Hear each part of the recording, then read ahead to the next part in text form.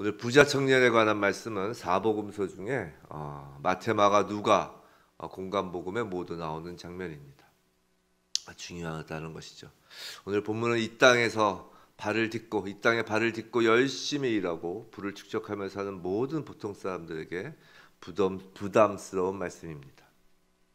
그냥 문자적으로 해석하자니 돈 있는 사람들은 천국 갈 엄두도 내지 말아야 할 것 같고, 그렇다고 이 본문을 본래의 그 뜻은 그런 것이 아니야 라고 해석하자니 예수님 말씀의 단호함을 좀 훼손하는 것 같기도 하고, 솔직히 세상을 살면서 오늘 본문 말씀을 삶 가운데 해석하고 적용하는 것이 쉽지 않습니다. 이 말씀으로 우리가 힘들어하는 이유는 부자 청년 장면만 보기 때문입니다. 이 마태복음 19장 16절을 보면 번역은 어떤 사람이라고 번역 성경은 시작하고 있지만 원어는 카이두라는 말로 시작합니다. 우리말로 카이두는 그런데 보라입니다. 그런데 보라. 무언가 앞의 장면과 극적인 대조를 이루는 장면이 나올 때 쓰는 말입니다. 그렇다면 앞의 장면을 봐야 오늘 부자 청년의 장면의 의미를 보다 잘 알 수 있다는 것입니다. 그 앞의 장면이 오늘 본문 마태복음 19장 13절부터 15절까지입니다. 어린아이에 관한 말씀이 있습니다. 병행 본문인 마가 누가복음에서도 부자 청년 바로 그 앞 장면에 똑같이 어린아이에 관한 말씀이 있습니다.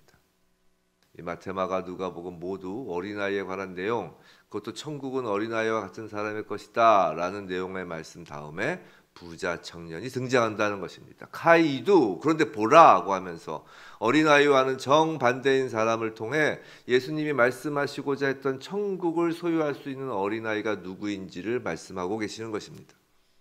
오늘 말씀이 부자를 질책하시려는 것이 아니라 어린아이를 설명하려는 것이다 라는 생각으로 본문을 보면 이제 무언가 우리 가슴을 누르던 부담감이 좀 줄어듭니다. 오늘 본문 말씀 16절 17절에서 청년이 예수께 질문을 합니다. 근데 그 질문 자체가 잘못된 것임을 청년은 모릅니다. 무슨 선한 일과 영생을 연결지어서 질문을 하는 것 자체가 잘못입니다. 영생, 즉 구원은 오직 하나님의 은혜로만 가능함에도 보통 사람들이 갖는 일반적인 구원관, 즉 선행이라는 공로가 있어야 영생을 얻을 것이라는 지극히 인본주의적인 생각을 하고 있는 것입니다. 본문의 부자 청년은 영생에 대한 소망은 있었지만 질문의 첫 단추부터 잘못 끼운 것입니다. 그래서 예수님은 그 질문 자체가 잘못되었음을 일깨워 주십니다. 인간이 아무리 선한 일을 하여도 선한 분은 오직 한 분 하나님 이외에는 없다라는 것입니다. 청년은 예수께 내가 무슨 선한 일을 하여야 라면서 내가를 강조하지만 예수님은 내가 무슨 선한 일을 할 것인지를 고민하지 말고 하나님의 절대적인 선하심을 깨달으라는 것입니다. 그리고 청년의 질문이 얼마나 잘못된 것임을 보여주기 위해서 예수님은 청년을 서서히 몰아가기 시작하십니다. 예수님은 청년을 사랑하신 거예요. 계속 이렇게 질문을 이어가시잖아요. 17절의 마지막 말씀, 내가 생명에 들어가려면 계명을 지키라고 하시면서 말입니다. 이 말씀은 이렇게 고칠 수 있는 것입니다. 만일 내가 영생을 얻기 위해 너가 한 그 말도 안 되는 질문, 즉 자기 힘을 의존하는 길을 계속 고집한다면 내가 얼마나 선해져야 하는지 내가 말해주겠다. 우선 완전한 선은 구약의 계명을 완전히 지키는 것이다 라고 예수님께서 말씀을 이어가는 것입니다. 그래서 그럼 잠깐 어린아이를 볼까요? 우리가 말할 수 있는 한 대여섯 살 나이의 아이라고 합시다. 근데 어느 날 아이가 아버지에게 아버지 제가 무슨 착한 일을 해야 아버지와 함께 살 수 있나요? 라고 물어본다면 어쩌시겠습니까? 아이고 내 아이가 똑똑하고 많이 컸구나 라고 이러시겠어요? 아니겠죠. 어이가 없을 것입니다. 착한 일을 해야 부모와 같이 사는 게 아니라 부모의 자녀이니까 당연히 함께 살고 누리는 것입니다. 착한 일을 하던 그렇지 아니하던 아이는 부모의 집에서 사는 것입니다. 불완전한 사람도 부모 자식 관계라는 게 그런 건데 하물며 완전하신 하나님께서 우리에게 넌 절대로 아버지 집에서 내쫓기지 않는다. 넌 내 아들이야 라고 하시지 않겠냐는 것입니다. 근데 부자 청년은 아직 예수님의 의도를 전혀 모르고 있습니다. 본문 18절에서 부자 청년은 여전히 영생, 천국에 들어가려면 무언가 선한 일을 해야 한다고 생각하고 모든 계명을 지키라고 하니 그 중에 특별히 어느 계명이오니까? 라고 묻는 것입니다. 무언가 특별한 것을 기대하는 청년에게 예수님은 유대인에게라면 특별할 것이 없는 누구나 알고 있는 10계명을 그저 열거하실 뿐입니다. 부자 청년은 당당하게 자신은 이 모든 것을 지켰습니다 라고 말합니다. 그런데 이 대목에서 우리 한번 부자 청년을 한번 바라보시기 바랍니다. 그는 결코 못난 사람이 아닙니다. 나쁜 사람도 아닙니다. 그는 영생, 천국에 대한 열망이 있습니다. 이 세상 것만을 쫓는 사람도 아니라는 거예요. 나름 영적으로 영원한 것을 추구하고 율법을 지키기 위해 온갖 힘을 기울인 성실한 사람입니다. 젊은 나이임에도 재산도 일구고 높은 관직에 올랐습니다. 얼마나 노력했겠습니까? 그럼 그것이 잘못됐다는 것일까요? 아닙니다. 스스로를 대견해야 할 만합니다. 그런데 그렇다고 해서 그것은 정생, 영생, 천국과는 무관하다는 것입니다. 하나님 앞에서 어린아이가 아니라면 말입니다. 마태복음에 안 나타나지만 병행 본문인 마가복음 10장 21절 마가복음 병행 본문에서는 그렇게 모든 계명을 지켰다는 청년에 대하여 청년을 향해서 예수께서 이렇게 하십니다. 예수께서 그를 보시고 사랑하사 이르시되 내게 아직도 한 가지 부족한 것이 있으니 라고 말씀하십니다. 사랑하사라고 하시는 것입니다. 긍휼히 여기시는 것입니다. 그렇게 열심히 살았건만 여전히 천국에 관하여 아버지 하나님에 관해 모르는 이 청년이 긍휼하신 것입니다. 이렇게 불쌍한 존재로 영생을 추구하는 사람들이 얼마나 우리 주변에 많나요? 온갖 수행을 하고 선에 도달하려고 가진 애를 쓰는 사람들, 어떤 전통적인 인과응보 사상에 흠뻑 젖어서 착한 사람 컴플렉스에 빠져가지고 겉은 늘 웃는 낯이지만 속은 썩어 들어가는 사람들, 신은 없다, 천국 지옥은 없다, 이 땅에 사람의 힘으로 유토피아 천국을 건설하는 것이 바로 정의다 라며 아예 하나님을 부인하며 스스로를 정의롭다고 외치는 자들, 결국은 모두가 자신이 어린아이임을 부인하고 하나님의 자리에 오르려는 자입니다. 모두가 점점 영생과는 더욱 거리가 멀어지는 것입니다. 긍휼합니다. 불쌍할 수밖에 없습니다. 그 노력이 안타깝습니다. 진리도 모르고 자유함도 없습니다. 예수님은 그런 청년을 불쌍히 여기시며 말씀하시는 것입니다. 그것이 본문 말씀 21절 22절이에요. 예수님은 소유를 다 팔아 가난한 자에게 주고 나를 따르라고 하십니다. 여기서 우리가 오해하는 건 천국에 가려면 가난한 자에게 소유를 전부 주라라는 것이 아닙니다. 그거는 뭐라고요? 하늘의 보화를 쌓는 것일 뿐입니다. 키워드는 나를 따르라입니다.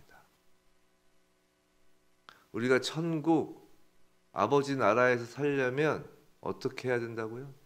당연히 아버지를 따라야 한다는 것입니다. 이건 전혀 어렵거나 어떤 깊은 생각이 필요하거나 어떤 깊은 수양을 하고 막 그런 어떤 관념적이고 막 돌을 닦고 막 이래야 아는 것이 아닙니다. 한번 생각해 보세요.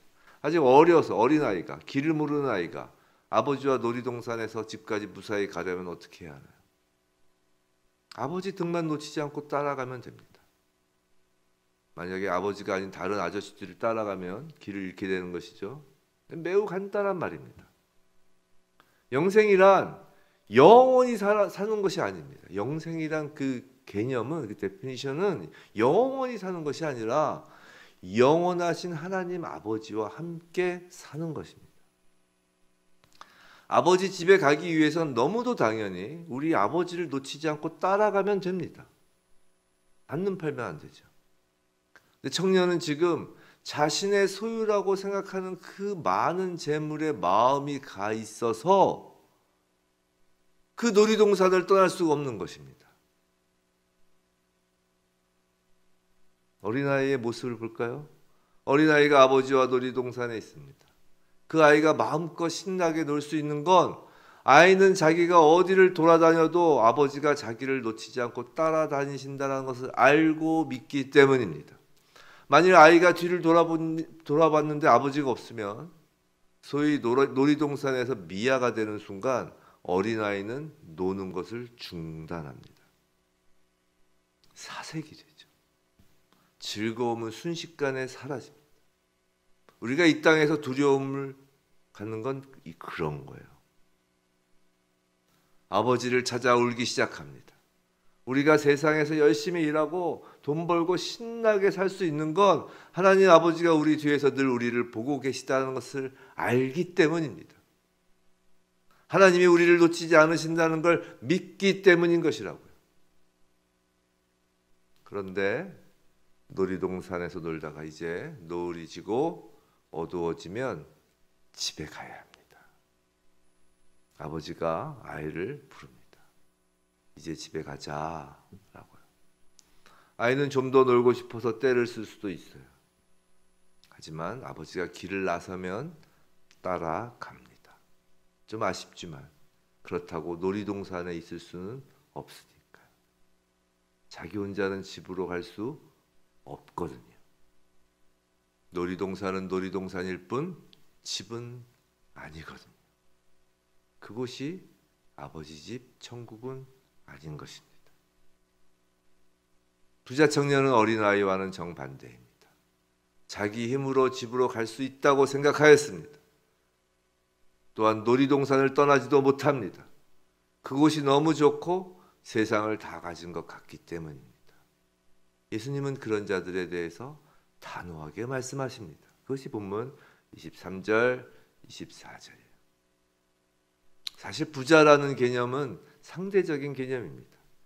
삼성 회장님도 빌 게이츠에 비하면 가난한 것이고 아무리 가난해도 그보다 더 가난한 사람 앞에선 부자입니다. 이 말씀은 재물이야말로 이 땅에서 아버지를 찾지 않게 될 수 있는 위험한 요소라는 걸 강조하는 것이라는 거예요.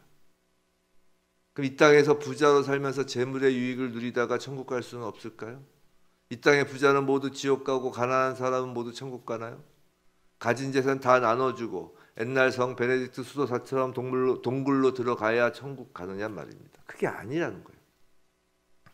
이 땅에서 재물이 남들보다 많아도 부자라고 불려도 지금 타고 있는 회전목마에서 아버지가 내려와 가자고 하시면 회전목마를 버리고 따라 나서는 그런 어린아이와 같은 마음을 갖는 자라면 아버지 등 뒤를 놓치면 혼자서는 집에 못 간다고 생각하는 어린아이의 마음이라면 그 어린아이는 작은 공원에서 놀고 있던 아니면 디즈니랜드에서 놀고 있던 그 아이가 타고 있던 회전목마가 나무로 만든 것이든 황금으로 만든 것이든 상관없이 천국에 가는 것입니다. 우린 같은 운동장에서 한때 함께 뛰노는 어린아이와 같습니다. 혼자 놀면 재미없습니다. 형제가 함께 놀아야 즐겁습니다. 그래서 함께 모인 것입니다. 그리고 우리 한 분 아버지가 우리 뒤에서 흐뭇하게 우리가 함께 노는 것을 지켜보십니다. 놀다가 형제가 넘어져 다치면 호하고 입김을 서로 불어주기도 합니다. 간혹 티격태격하기도 하지만 금방 언제 그랬냐는 듯이 같이 뛰어놉니다. 어린아이는 그렇습니다. 어린아이는 같이 노는데 부자인지 가난한지 따지지 않습니다. 아버지가 언제나 우리를 보시는 것을 알기에 우리 마음 놓고 함께 신나게 돌아다닙니다. 그리고 집에 돌아갈 때가 되면 아버지가 우리의 이름을 부르십니다. 얘야 가자 라고 말입니다. 그럼 어린아이는 우리는 네 하고 따라갑니다. 놀이동산에서 얼마나 재미난 일들이 있었는지 세상이란 운동장에서 얼마나 신났는지를 아버지께 제잘거리며 아버지 손을 잡고 집으로 돌아갑니다. 부디 우리 모두 아버지 앞에서 함께 신나게 놀다가 아버지께서 이제 가자라고 하시며 아버지 집에서 하시면 집에 가자 하시면 따라 나서는 아버지 집에서 영생을 누리는 어린아이에게 주님의 이름으로 축원합니다.